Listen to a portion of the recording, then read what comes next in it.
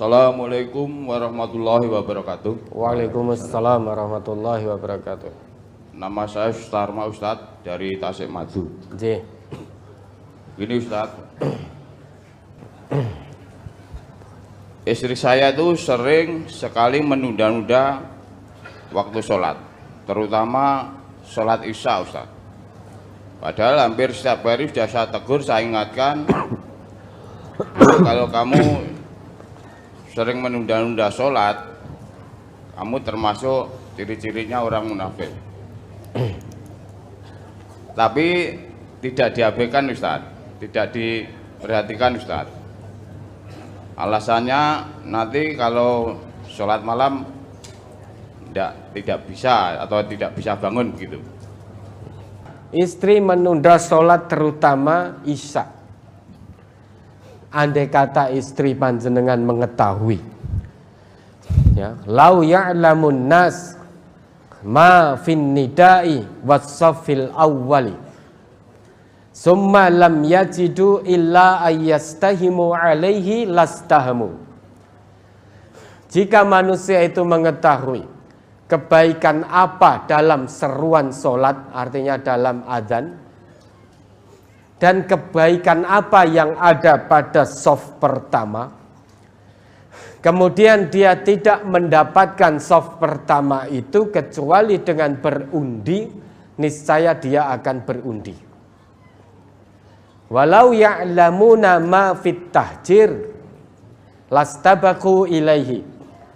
Andai kata manusia itu mengetahui kebaikan apa yang ada pada datang awal waktu sholat zuhur, niscaya manusia akan berlomba untuk mendapatkan itu, sehingga berusaha untuk datang awal di waktu sholat zuhur. Kalau manusia mengetahui, niscaya manusia akan berlomba mendapatkan itu, tidak lagi menunda-nunda.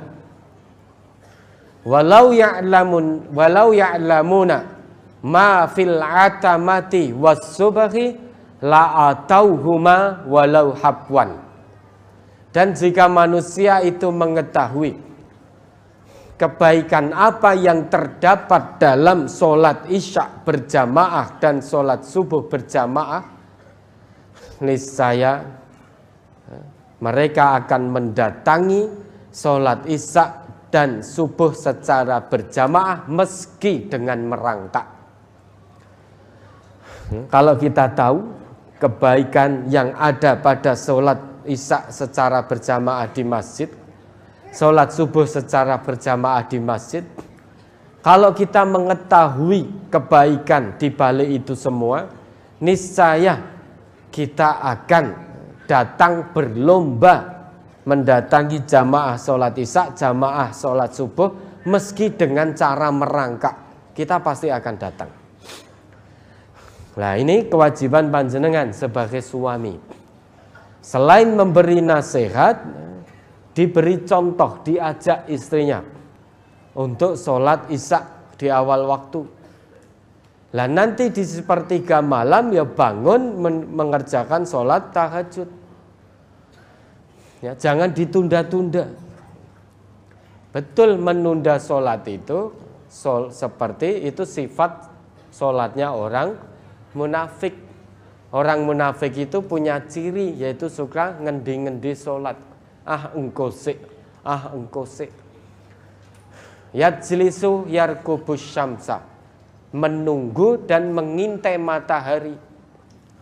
Hatta idza kanat baina qarnay syaiton qama fanaqaraha arba'an wala yadhkurullah fiha illa qalila. Itu sifatnya orang munafik. Ya, kalau kita menunggu sambil mengintai jam. Kalau dulu sambil mengintai matahari, oh masih belum mau tenggelam, sehingga masih ada waktu sholat asar. Engkose.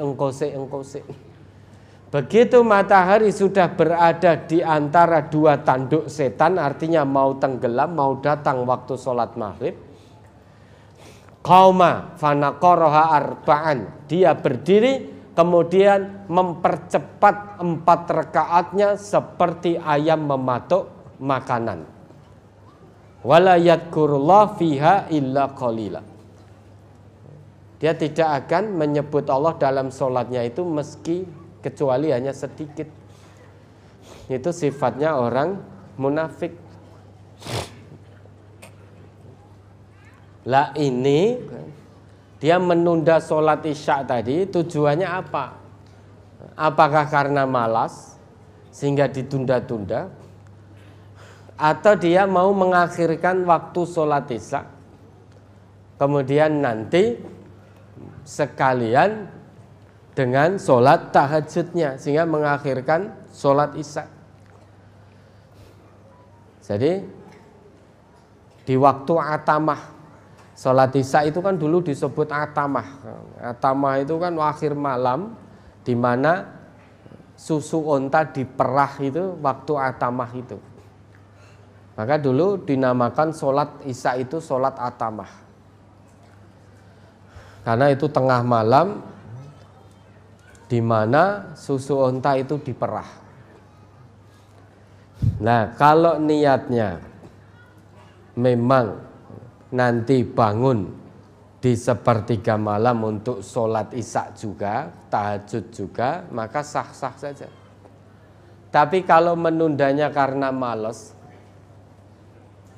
lah nanti ketika sepertiga malam, yo malas bangun itu, akan lebih tenang.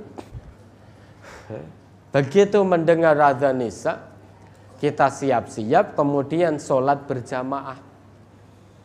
Nanti kita tidur pun juga akan tenang. Lah nanti sepertiga malam kita bangun.